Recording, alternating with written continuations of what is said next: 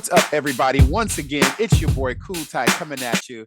And we have another great interview today. We have Mr. Erik Larsen, co-founder, creator of Image Comics, Savage Dragon, so many amazing, wonderful Spider-Man characters. So we're going to chop it up today. You know, I've been a very big fan of Mr. Larsen. I've seen him many times over, WonderCon, Anaheim, San Diego. Now that I'm out east, I haven't had a chance to see him out east yet, but who knows what'll happen.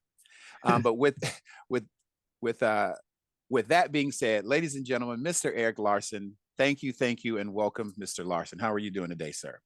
I'm doing excellent, as per usual. Good. So we're gonna jump right in here. You created a multitude of characters, Savage Dragon, a whole bunch for Spider-Man. Is there any particular character you feel closer to or more familiar with? Yes. I mean, really. I mean, and which ones would that be? I mean, Savage Dragon is the obvious yes, because I've been doing that book now for a little over 30 years. Right. And then I created the character like 10 years, 20 years before that. So I'm looking at about 50 years with the same cast of characters. I remember you had an interview and you were talking about how long, I think someone asked you about how long Savage Dragon would go, and your response was very clear, like, I'm going to continuously always do Savage Dragon, no matter what. And that's exactly what's been happening. Like, you've been doing Savage Dragon regardless of how the industry's changed, sales, all that other stuff. You've just been cranking it out, and it's been a good story. Is there anything Thankfully, thankfully, I've been able to keep it going now. Okay. So I just realized too, I'm drinking an olive oil and you have Popeye. Oh yeah. Oh man, that's pretty cool. Yes, got some synchronicity there. Yeah. Did you ever think that it would go this long? Well, I hoped it would go this long. I had no real expectations when this whole thing started. I didn't know if Image Comics itself would go on for very long. It was always like, okay, we'll try this out and see how it works. And so far it's worked out pretty well. Yeah, absolutely. I mean, it's interesting to hear you say I didn't know how long Image Comics would go, but you guys were the cream of the crop at the time, and you guys were ready to rock and roll. There's always the question of is the crowd who is buying our stuff at Marvel Comics or wherever, are they going to follow us over to the next place? And how and you can say, so would you say that has happened happily, or have you had to kind of pull more, create more, do more splash pages to get people to come over? No, I mean, it's worked out all right. I think they generally came aboard and follow us to our new location here.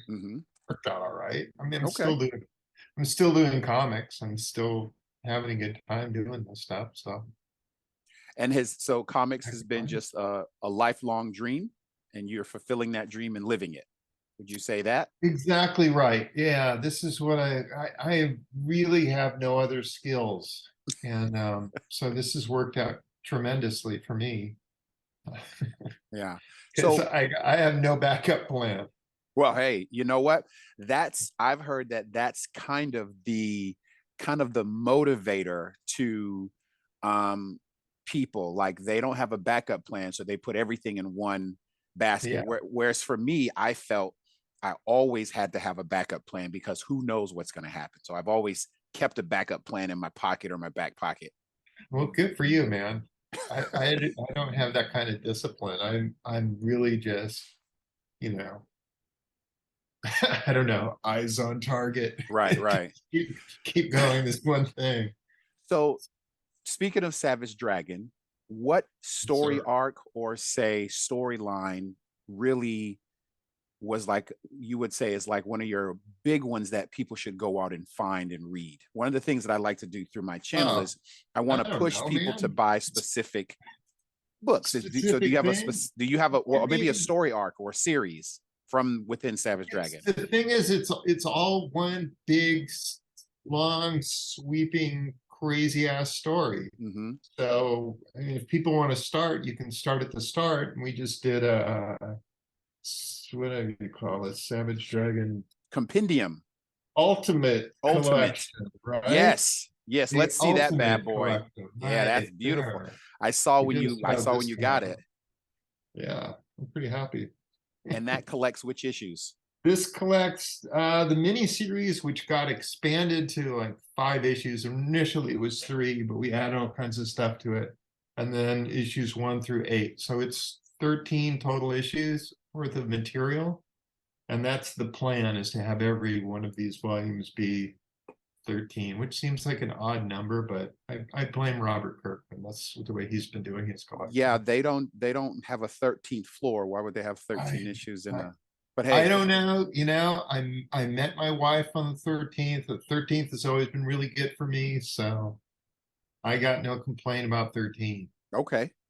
And so what does your wife think of this hobby, this job, this career path? Has she always been gung ho into it with you? Or has she been She puts up with it. okay? That's about it. I mean, she's never been. She was a reader of comics when she was a real little kid and read uh, the kids' comics that were available at the time.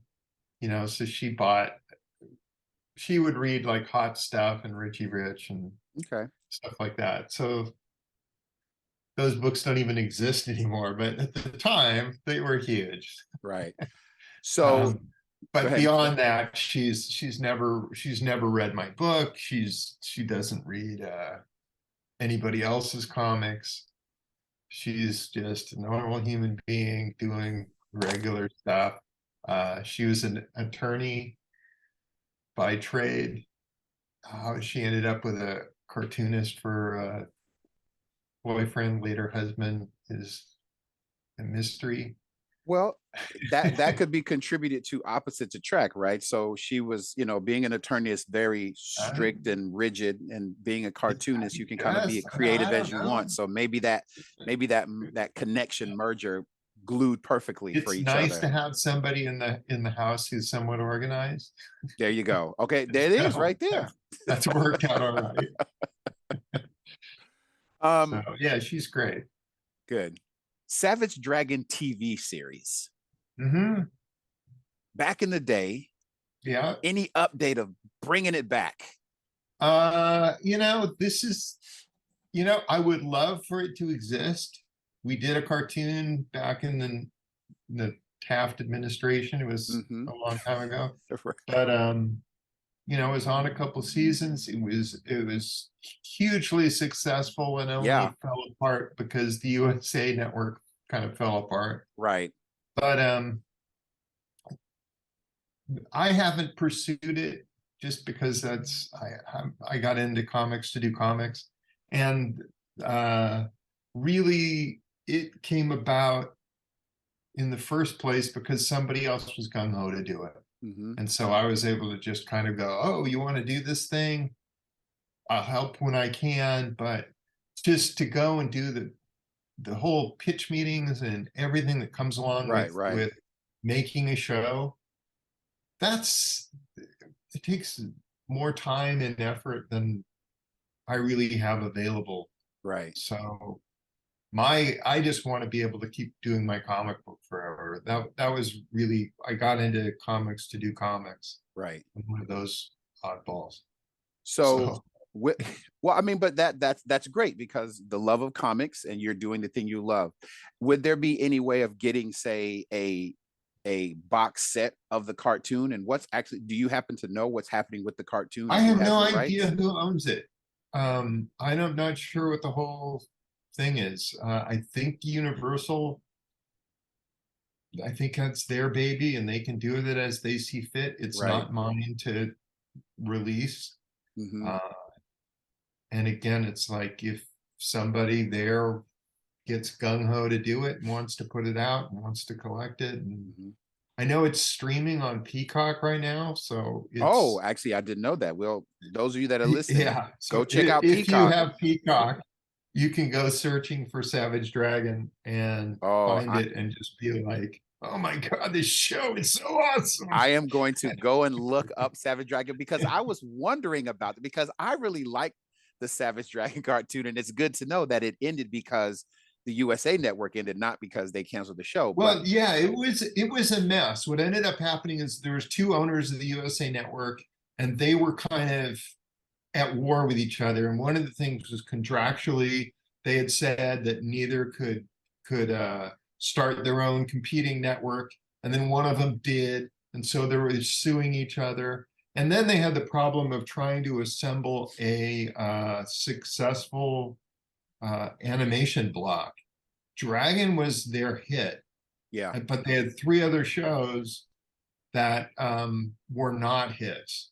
And so what ended up happening is they dumped all three of those shows, and for the second season they did three new shows, and none of those were hits. And they tried different things, like we did a crossover at one point that were all four different shows they had on their network all had a theme that went throughout, and some character was in all four shows, and it was, we tried to make that a thing, and I don't think it worked in terms of making the network a huge success, but they tried it, you know. right. um Do you remember and what so the when the two sides just ended up going at war with each other, and they just didn't greenlight anything gotcha, new, gotcha. and they just kind of stopped production on everything.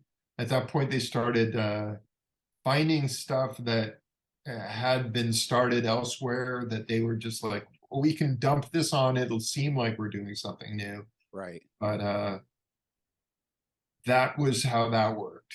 Okay. Do you know what the other shows were? No, I don't remember. I I there didn't watch them either. right, right, right. There wasn't a Wildcats, was it? Was it There was Wildcats? Wildcats Was a had run show. on CBS for a season. Right. So and then they canceled it. And then the USA Network picked up Wildcats. They didn't do new shows, but they took the 13 existing ones And and replayed them. tossed them in on their, Sunday morning or Saturday morning, whatever it was, block. Right. And I don't think it was a hit there either. Mhm. So, Hey, they tried. yeah, they tried. But you know what could top Savage Dragon as the cartoon? I mean, it just a great idea. Um, It's a simple enough concept of hey, it's a superhero police officer, and it was a fun show. It had a bunch of cool villains and intrigue and whatever. well, I guess the big question is Paramount making sure that they're dumping royalties to you because they know that's your Oh creation? no, it's no, nobody gives me anything. I get Jack Spot. So Seriously. yeah, I got a real decent contract when we started this whole process, where I got paid up front. right. And then how television shows work, or at least cartoons, is they deficit finance the crap out of it. So basically what happens will be like, it costs us, I don't know, say $200,000 to make an episode of their Hmm. animated show. And then the network is like, okay, well, we'll pay $80,000 to run it. These are just made up numbers here. I don't know what Hmm. they actually are. I got you. But so that you'll go, so when you look at the numbers, you go, so wait a minute, you're getting paid 80,000 to do this, and yet your show costs 200,000. You Universal, you're in the hole 120,000 per episode. How can you even make this work? And so what will happen is they'll go, oh yeah, well, we'll make money because we're going to sell it to France, and it'll be translated into Italian and run over there, and it'll be in Gotcha. Spanish. And then we're going to, so they'll sell it to all these other markets, Hmm. have it sort of be everywhere. So they'll get a little bit here and a little bit there. And Hmm. eventually they'll go, hey, we're making money. Right. So, and then we did a toy line, and that was Yeah. Yeah. part of their money was that they got all the toy money. So I didn't Right. get any That toy was a money. big deal. The toys at that time. Yeah, well, I didn't see a dime from that, but I got I got my cartoon money up front, so Right. whatever. Well, that's good. I don't So care. A when lot of this it comes down to me just going, whatever, guys. I'm doing all right. I'm yeah, you have you you have know, you have solidified your legacy in the pop culture history of America. That's for sure. all And then right. you do I'll know that, take right? that. Like Savage Dragon and Erik Larsen has solidified that legacy within pop culture history. Okay, cool. So here's the thing: when you were holding up Whatever. when you were holding up your absolute edition, and you said, it's the first 5 issues plus 8, I just realized the one book, no matter where I find it, dollar bin, $2, $5, no matter where I buy it, where I see it, I always buy it. I always buy the Savage Dragon Teenage Mutant Ninja Turtle issue. I buy it Oh all wow. the time. I even have it signed and remarked by you and Eastman. How Oh, did that excellent. come up? How did that come to play? Well, that dates back a long, long time. And what that dates back to is when I started doing comics as a teenager. I had somebody who bought it through the mail. It was a guy named Michael Dooney. And Michael Dooney and I became pen pals. And we had been back and forth. And, and I ended up working my way up the food stream and getting into big time comics. And he ended up doing the same, working with Eastman and Laird at their place. So what ended up happening was I eventually was in a position where I could do a crossover with somebody. He and I were pals, and and it came up like, hey, why don't we do a crossover with Savage Dragon and Teenage Mutant Ninja Turtles? You can you got the Turtles part covered, and you've drawn them before. I've got the Savage Dragon stuff covered. Let's just do a crossover. Yeah, So that's how it came about. It was really just two creators um, vibing who were together. friends who wanted to do something together. Well, And that's so cool. we did a couple of those because we're pals. Yeah. So again, I am reading the new Teenage Mutant Ninja Turtle Last Ronin series. Okay. Any talk of a collaboration in that new Teenage Mutant Ninja Turtle universe where they're more mature? It's the last one. Any Savage Not Dragon really. coming in there, or am I just No, no. willing that into the There, universe, and maybe that'll happen yeah. so we can I, talk to I Kevin don't Eastman.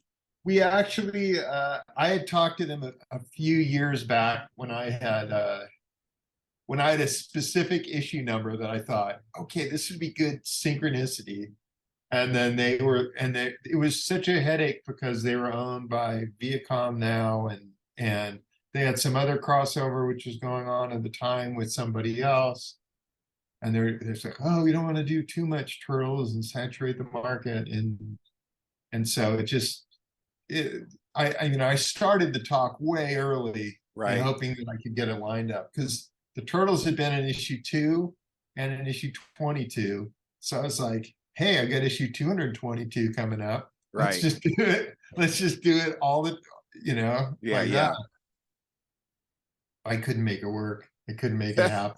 Well, the And turtles it have. just fell apart. And now it's like, yeah, I don't even care anymore. Yeah. So I've moved on. Yeah. Well, the Turtles have done Batman. Now I think they're doing Power Rangers as well. But let's go to big time comic book work. All right. Spider-Man. When you got the green light for Spider-Man, how did that come about, and how crazy excited were you? Let me see. Well, first of all, I had knew the editor because one of my very first Marvel jobs, my second Marvel job actually, was a fill-in on Amazing Spider-Man. So I did one before I even went to DC and did anything. Mm-hmm. It was real early on. I think I was doing DN Agents over at Eclipse Comics at the time. So I was doing kind of a regular gig. They needed a warm body to do Spider-Man. Mm-hmm. So I said, let me do an issue. And they were like, okay. But it was a fill-in. I was understood that it was going to be a fill-in. Mm-hmm. Um, on the regular Amazing book, it was years later, and I had just done other stuff. And so the editor saw that I did a story for Marvel Comics Presents. I had those samples sitting around, Mm-hmm. and Todd knew me, and we were buds. And so I think Todd had recommended me for the book, Okay. and that because the editor was somewhat familiar with me and had seen the work that I was doing on Marvel Comics Presents, it was like, all right, let's try this kid out. Mm. So I did a fill in during Todd's run, and it was like, okay, I Yeah. guess this will work. And then I just ended up getting the gig. Yeah. But it was, I mean, at the time, I don't know if I thought I'm the cat's pajamas or whatever, but I don't think. Okay, we'll I go with thought that. I thought I was We're pretty gonna hot. will that in cat's pajamas. I thought I was pretty hot stuff at the time. Yeah, So yeah, so the idea of me getting the Spider-Man gig was like, yeah, that's fine. That's the way it should be. I should be on a big book like that. yeah. And also, it was a situation where I was more of a Kirby guy than a Ditko guy. Mm-hmm. So for me, Spider-Man wasn't my dream gig. Right, My dream gig would have been like the Hulk or Fantastic Four or Thor or something like that, Captain America, one of those curvy guys. So when I was on Spider-Man, it was like, oh, okay, I gotta use some different muscles I'm not used to and right. think in a different way and reorient my brain here because this is a whole different approach. Um, so I found a way to make it work, but I think because it wasn't my quote unquote dream book, that probably was a little less intimidating in a way. Right. Also, because I was following Todd, it was a situation where I think everybody's expectation was, okay, well, this is going to fail. Right, So right. it's like, no matter who took this over, Yeah. it's Okay. it's not going to be what it had been. So, all right, if he manages to, if sales go down, that's what we expect to happen anyway. If sales stay the same, great. And if sales somehow manage to go up, then I'm a miracle worker. Right. So it was kind of, as far as I was concerned, kind of a no lose situation Right. for So what taking happened to the on. sales? Did they go up, stay the same, or go down? They went up. They went up. Oh, you got one Yeah. over on Todd, baby. You got one over I on mean, Todd. Todd's last issue with the Hulk, that one did do phenomenally well. So it didn't do as well as that, but in Right. terms of it did better than his average Wow. run that was on the book. Yeah. So they So kind of that had was no choice but to bring you in after that. good. So that's like, all right. So with being on Spider-Man, you ended up creating a ton of characters. The inspiration behind Some, these, not a huge amount, not, I wouldn't say hundreds, well, but not it hundreds, was, but like we're talking about Femme, was it Femme Fatale, Femme Force? yeah, the Which femme you also, fatales are in there. right? And then when Cardiac I was was, you worked yeah, on Cardiac, which is a sketch that you did for me. Um, I would love to have seen more of that. yeah, yeah, I love him. Yeah, he's a cool dude. Yeah, That was one of those, after the fact, you're like, oh, that was a cool costume. I should have kept that one. yeah, But you don't know at the time, and it was somebody else's idea. So I'm just a hired gun. I wouldn't have come up with that on my own. I guess I could have just made a photocopy and have been like, all right, I'm going to keep this later. I'm right, right. draw some dork for these guys. Hmm. But whatever. I like the idea of doing it. So what the hell? Yeah. So what were you really compelled to do, like as you were talking about right now, like I should create this dork or lesser character for them and keep this one for me. No, Have you battled I've more with never that? done that. You've I've never never done it. done that. It's always been the No, best of the best and no, whatever. yeah. I figure I figure I can make more in Hmm. every at every time. There's a few characters that I kind of wish that I had because I think they're cool looking, and Cardiac is one of them, and Hmm. Shrapnel from DC is a character I like. Oh, that's a cool character. Okay. But it's not as though I've got this shortage of characters and I'm sitting here going, oh man, what am I going to do now? Because every every time I've got like a million characters, I keep killing them off because I'm like, there's way more than I can deal with on a regular basis. Right. You need to have these shuffle some of these guys out of here. Right. Any back to storylines, you wrote Wolverine, you did some Aquaman. Any storyline that you would say was kind of like some of your best writing work, and whether it's Marvel, DC, Image, is there and I asked kind of this question earlier with Savage Dragon, but Yeah, outside of yeah. Savage Dragon. Savage Dragon is the stuff, I mean, even now it's like I'm always more excited about the latest issue than the earlier ones. So, Hmm.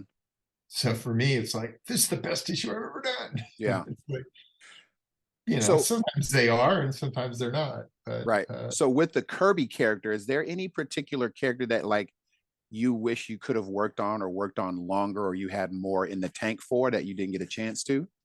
I put in a couple pitches for the Incredible Hulk.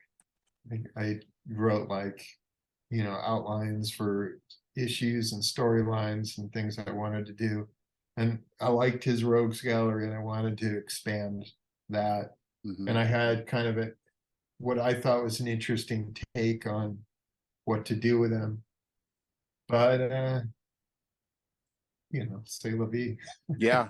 But hey, you It doesn't you always might happen. end up creating a character very similar to the Hulk and running that storyline. I if that happens, that would be sad. Okay. So, I remember when I realized you were doing the Wolverine book. Uh Mhm. Really good run. I really liked it. Um that was kind of you took him to space if I remember correctly. Yeah. Why space? Uh because it was I thought that Wolverine in his own comic was like a way different character than Wolverine when he was in the X-Men. Like Hmm. Wolverine in the X-Men was like, oh, he's a superhero and he's doing super stuff.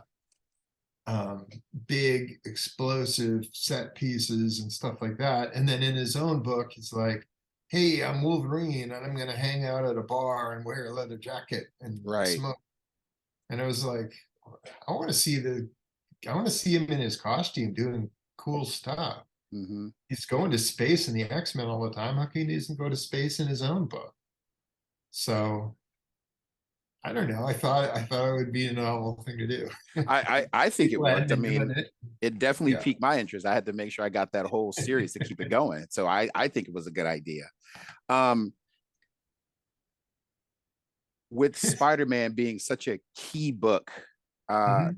do you feel like because you've helped Spider-Man continue on in this particular in his books, whether it was Amazing or Uh-huh. Spider-Man, how do you feel now with all the Spider-Man hype and the movies and the Miles Morales? Like this is something you've added Listen, to. I don't really feel like any ownership over any of that stuff. I kind of Mm-hmm. feel like if I hadn't been there, somebody else would. Uh, I mean, I'm glad to have contributed the characters that I contributed to that universe, Mm-hmm. but I don't sit there and go, "Oh, that's my guy. My guy is up on the screen." Because like I didn't create that dude. Right. So when Well, yeah, there's you little didn't. pieces of things where you go, "Oh, look, Venom's tongue," or whatever. But I didn't even go see those Venom movies, so Oh, really? Okay. You just no. were you just not into them?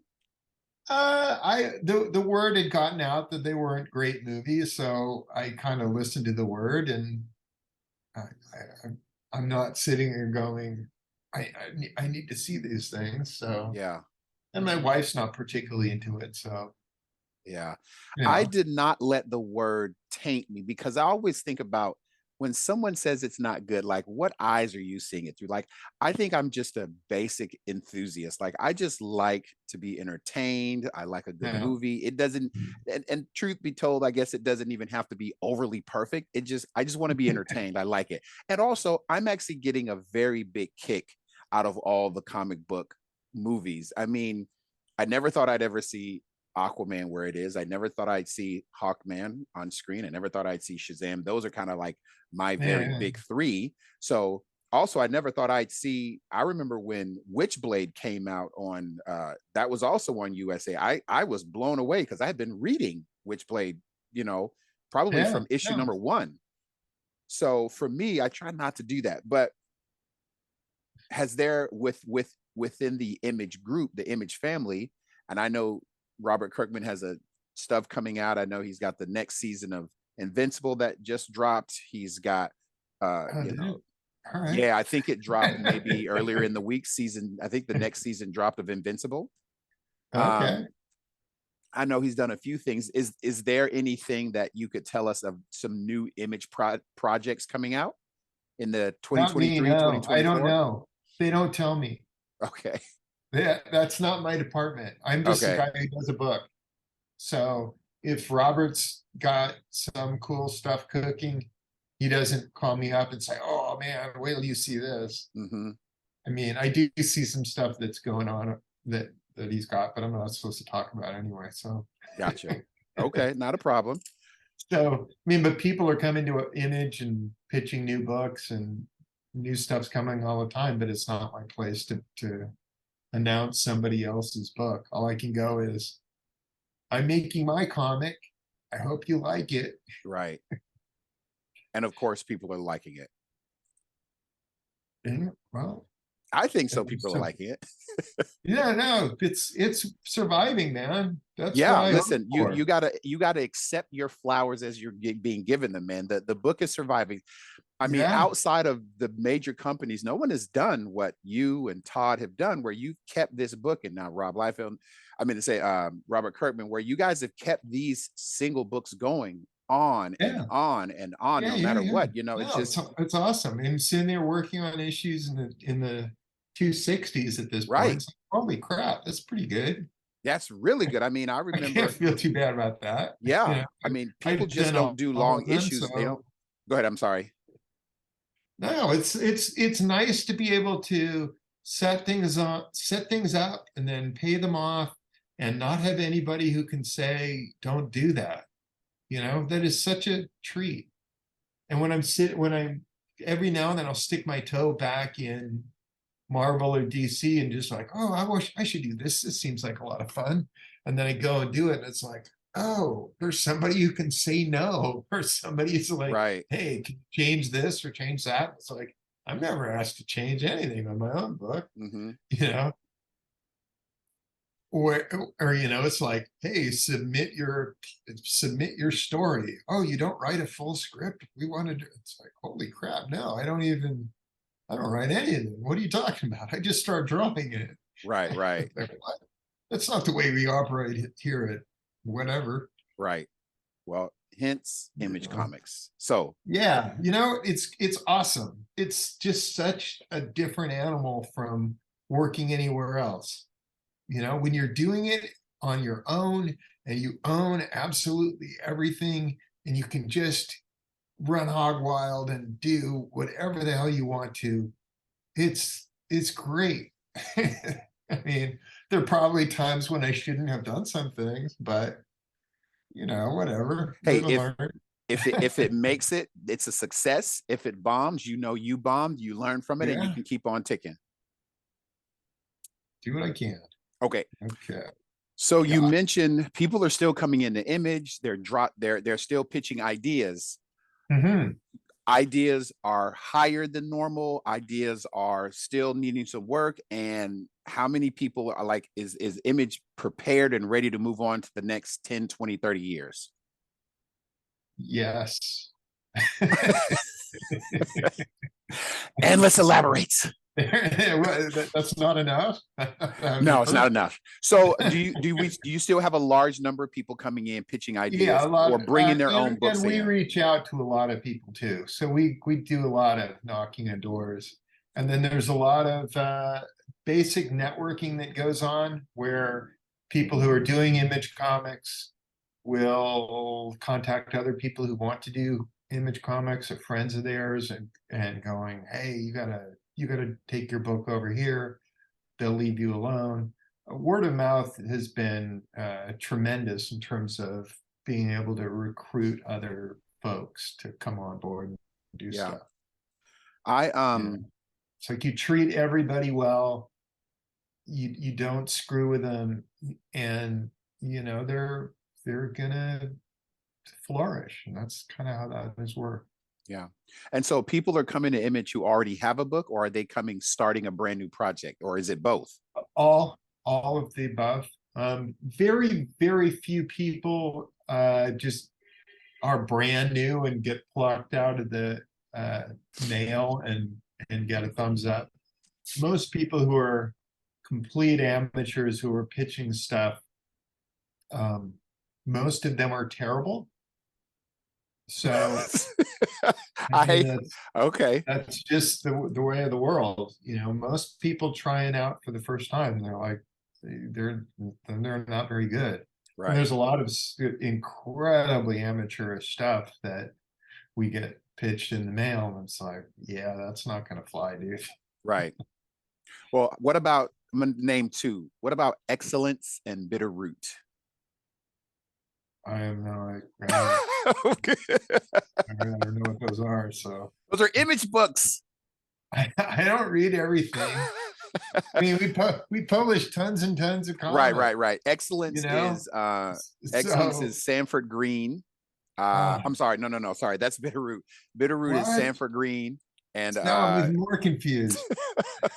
and Excellence It's all your is fault. Kari Randolph. Oh my gosh. What are you doing Those to are me, two big man? those are two image books that I am just loving, man. I mean, Okay, awesome. they're We'll do they're more of those. they're Yeah, lovely. So I'm it's good sorry to to seem like I don't know what the hell I'm yeah, doing, but but you're right. I mean, I should I have thought haven't about been the that. publisher in forever.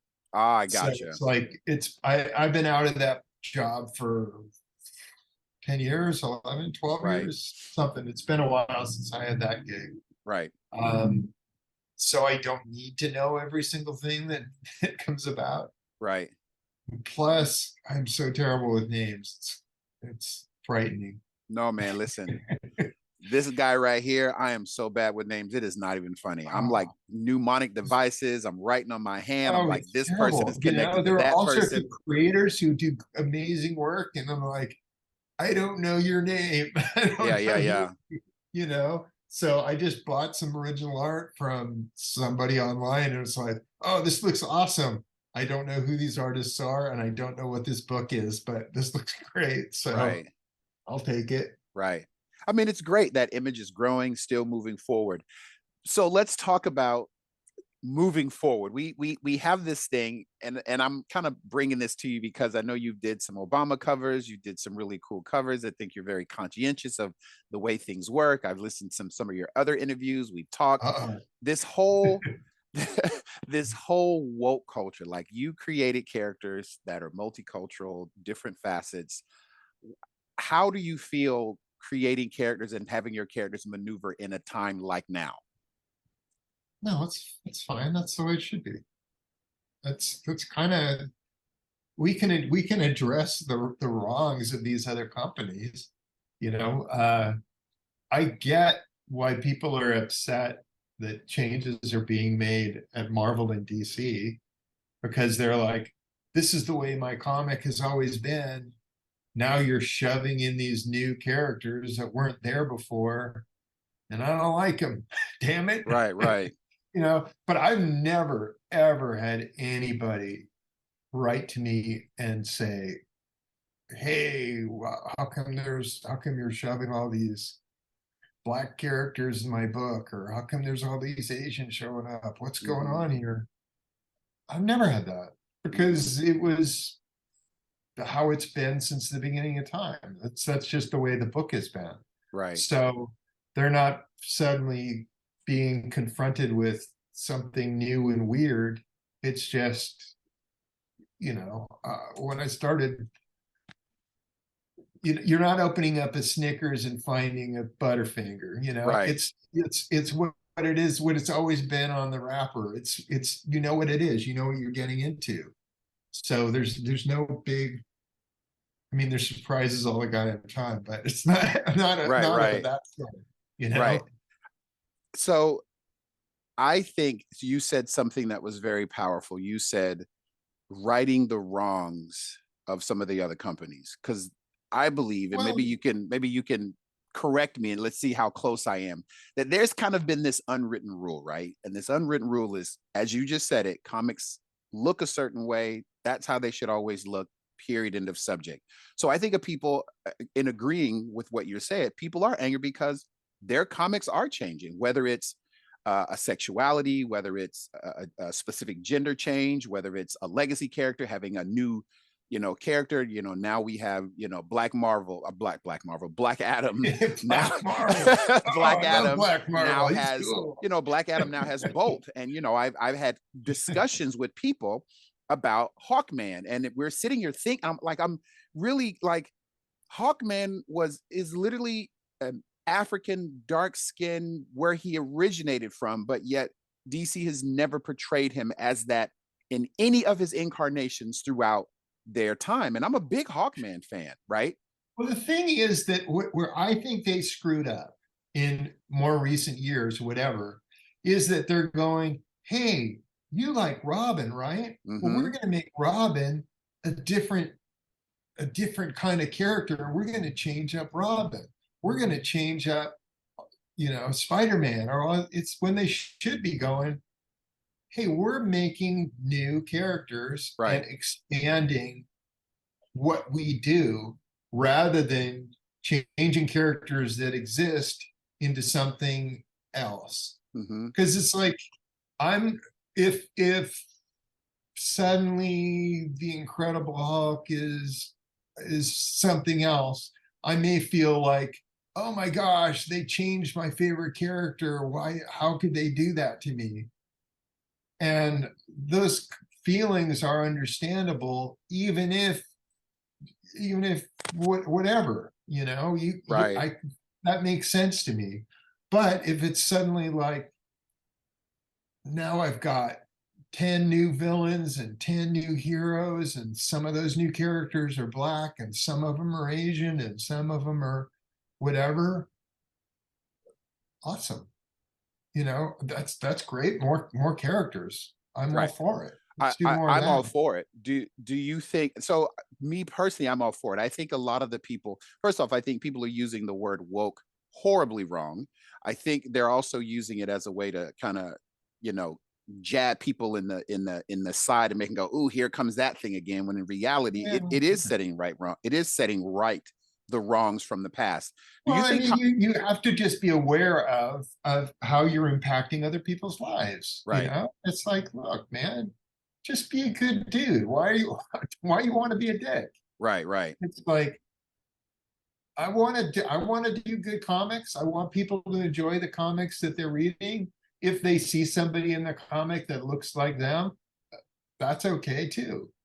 right. That's the representation people are talking about. Like, I hope I to have no see. problem with that. There's a reason why I bought Steel and why I bought the Milestone line, because that representation was there. Not only did I buy them, but I also bought Shazam and Aquaman. A big Aquaman. My big three are Hawkman, Aquaman, Shazam. That's kind of like my big three. So I've always bought All them, but I right. always had this this this want to say, okay, well, I want these other characters that not only do they look like me, but also they have these compelling stories.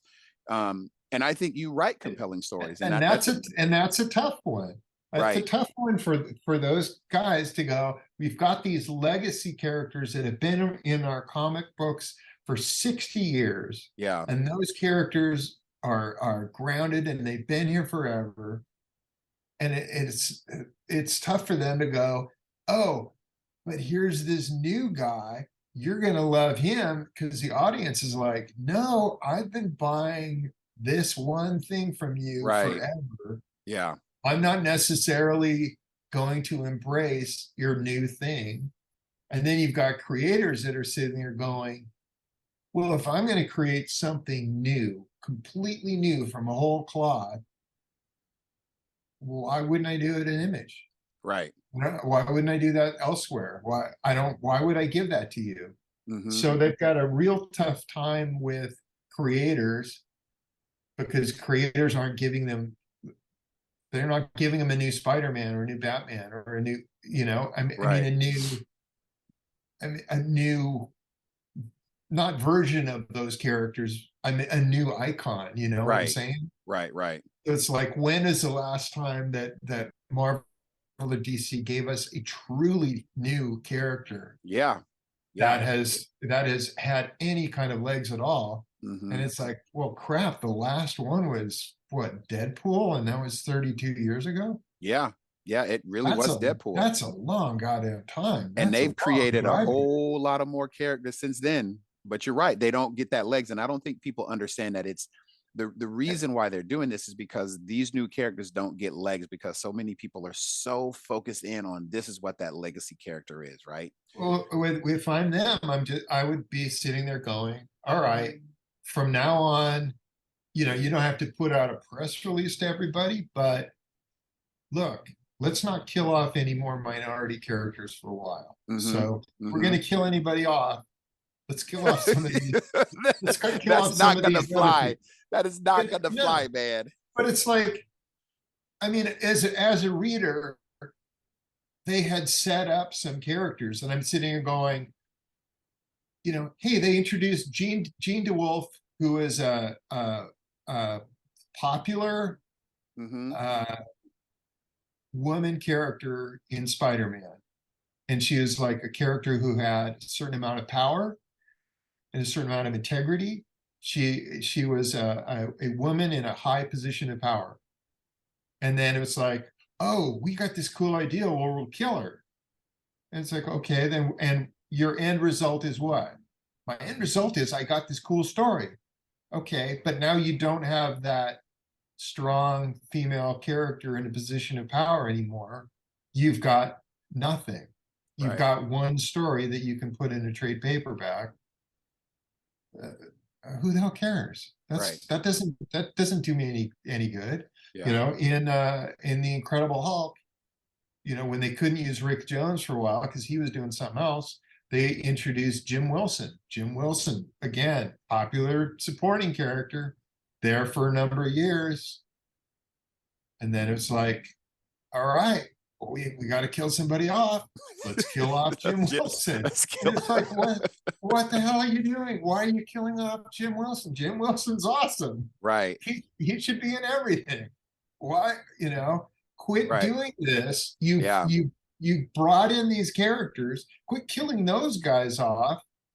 And you want to kill somebody, kill the grinder, man. We don't need a rip-off of Gladiator that has two buzzsaws mounted on his head. We don't need Mm-hmm. that guy. He can go, but keep some of these other characters around and then build on that, and then keep going someplace with that.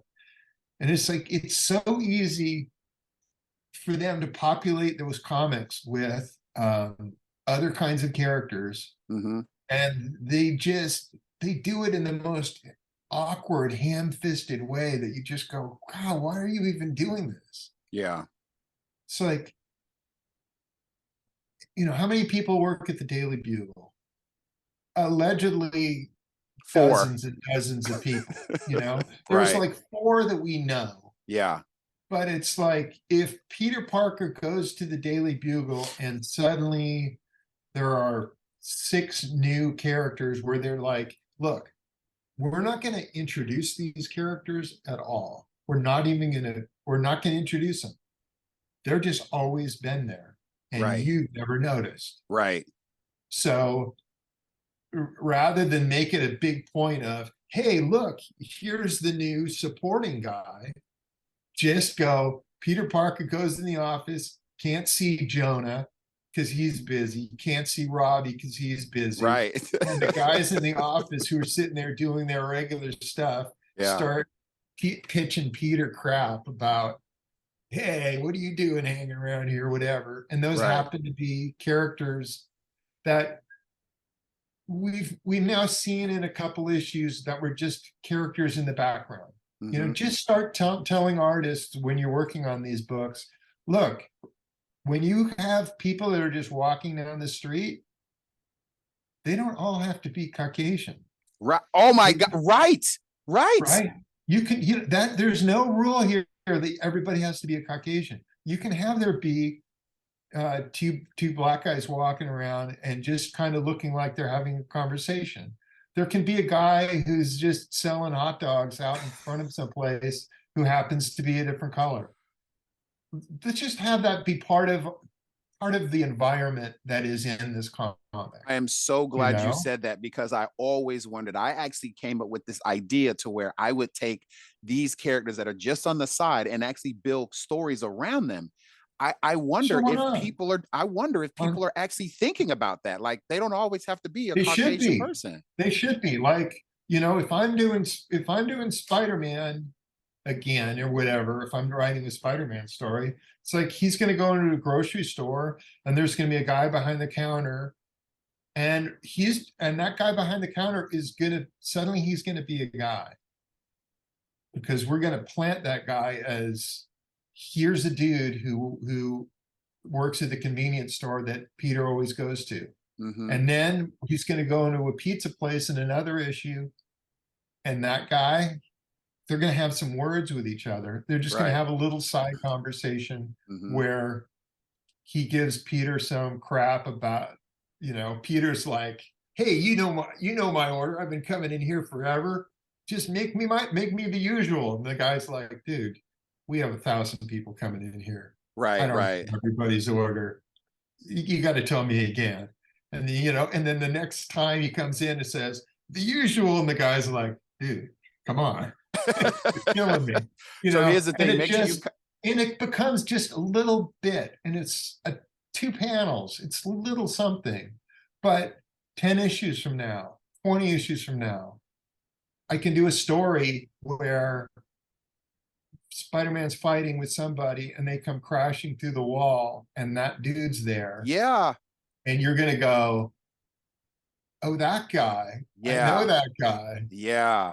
You know, That is such a crazy idea. I have always wondered about that. Like I have always wondered, it's not that difficult to say, it's oh, not well, that here's difficult. But yeah. what you don't do is you don't make a big goddamn deal about it. And you Right. don't be, oh, look, we've just expanded the Daily Planet staff, and we just added woman, 2 women, and Middle a Eastern guy, lesbian, and a Asian black guy, dude, Native and American. a dude. Yeah. And it's like, no, no, no, no. Don't introduce me those characters in that hand-fisted, blatant fashion.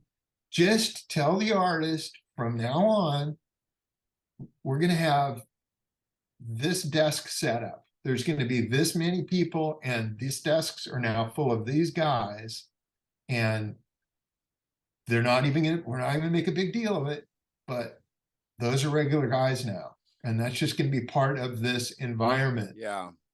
And there's no reason that the Daily Bugle or the Daily Planet have to be staffed by 3 people. Right.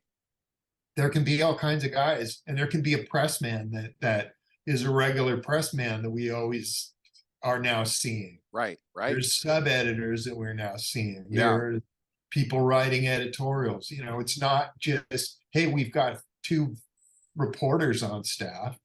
You got 50 reporters on staff. You There's got a whole people bunch down of in the guys. basement. There's people, driving the trucks. You're absolutely right. Yeah, all So- that. When we go out on a job and there's 2 cops hanging out there, those can be suddenly regular cops. Now Mhm. it's like, oh, now we're seeing those guys all the goddamn time. Right. And they can just become like recurring guys.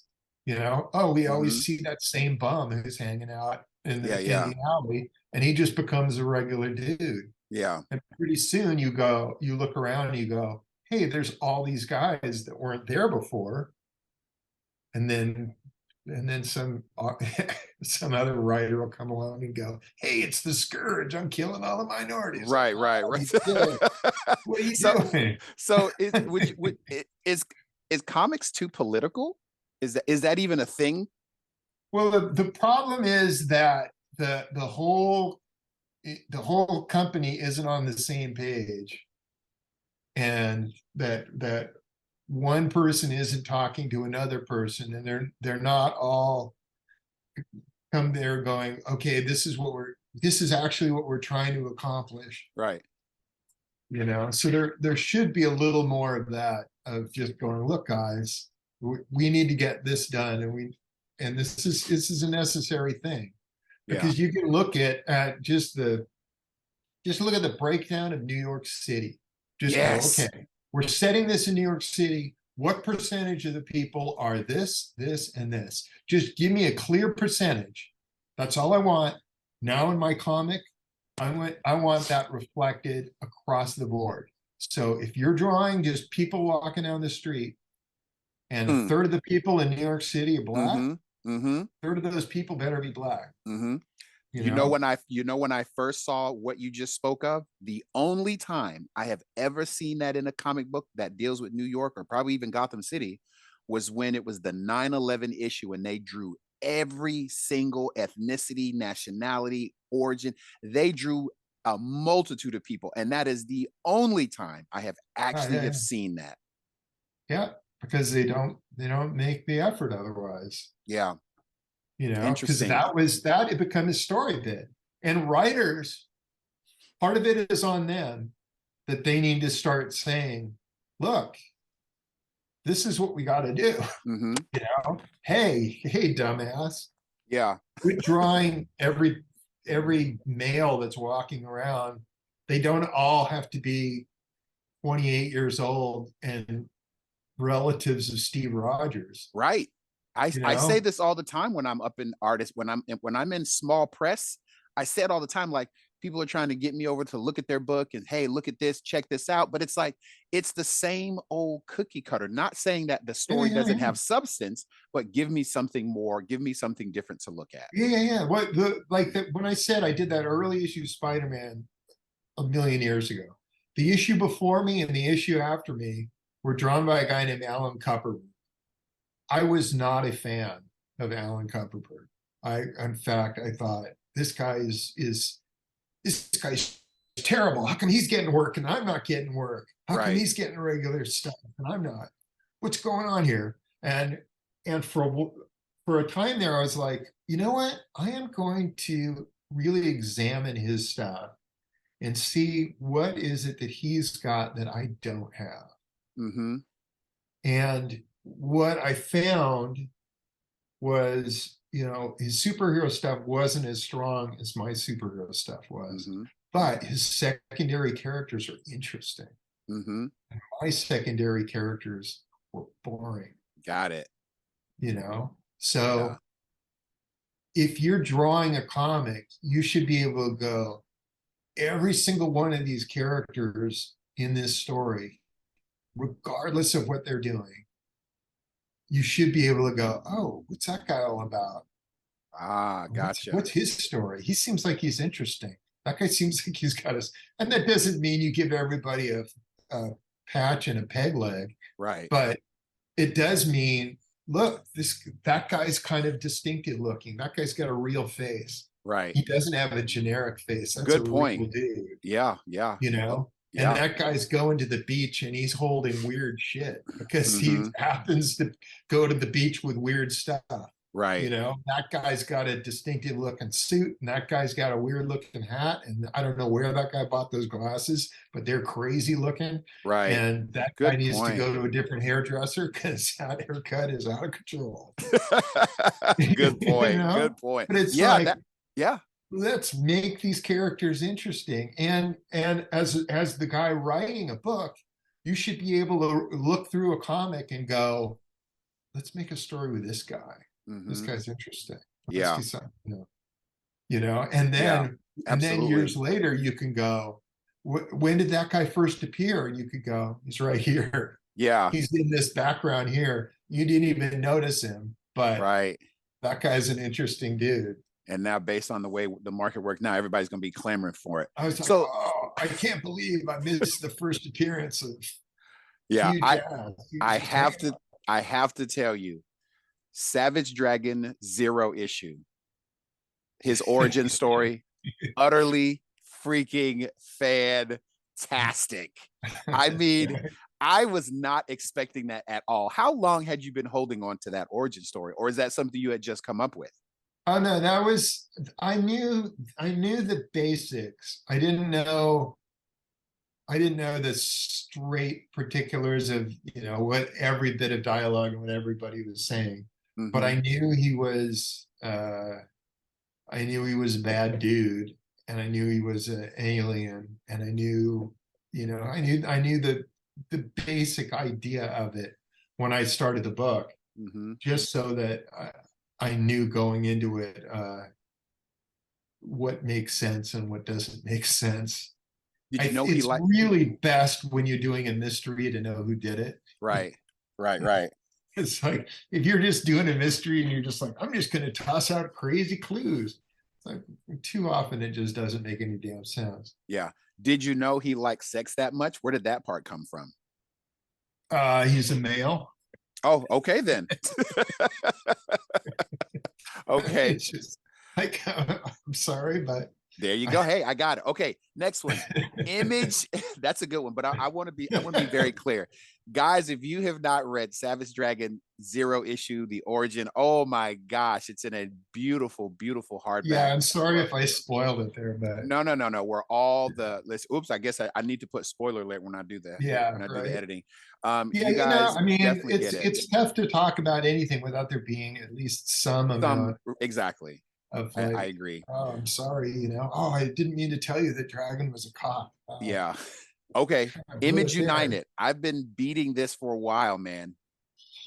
It's on the books. Yes. I think I heard you say it's on the books. Is that right? Can I put you down for that? I my understanding is that it will never be finished. Got it. That is my understanding. It's there issues 4 and 5 were penciled. And roughly so. There are some pages in 4 and 5 that are finished. They've been Mm-hmm. completely inked.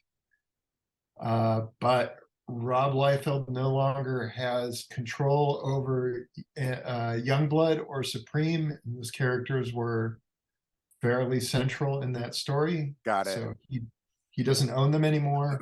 So Got it. we can't use them. So work can't continue.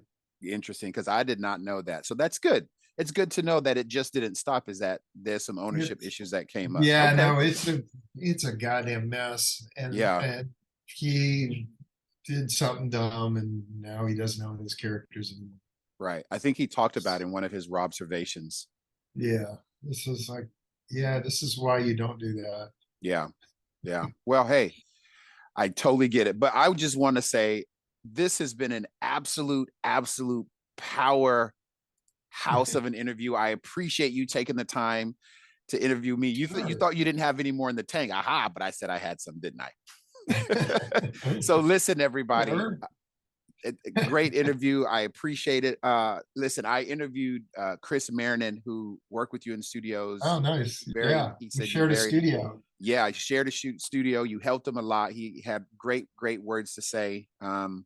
And listen, I just have to say thank you for allowing me to have this time. To all the comic book community out there, please make sure you like, subscribe, share this interview. I appreciate your time, and I'm hoping to have you back at another time. I All definitely right. need to get my hands on that absolute edition. Wait, what did you call it? Yeah, what is it? It's the ultimate The collection. ultimate edition, because I know it Ultimate. has one of my favorite Yeah, issues in right. that issue too with Ultimate the collection. turtles, the Right ultimate here. collection. So guys, make sure you run out All and grab right. that. Here it Uh, is. that's a beautiful thing. I'm gonna make sure That's I too grab one of shiny. those. Yeah. So but on the way out, what is your next convention that you're gonna go to so that people know to go out and find Oh, I you? don't know. I have no idea. I have Okay. nothing lined up at the moment. People have asked, and I've got uh, my mother-in-law stays with us Mm-hmm. off and on, and she is 88 years old. And I'm not wanting to bring anything home that's Gotcha. gonna do her in. Makes sense. So, Makes sense. while COVID is still a very ongoing concern, I'm kind Right. of just going, let's not do that, or let's see how this season plays out. Right. If things go well, I'll probably go to New York this year. Okay.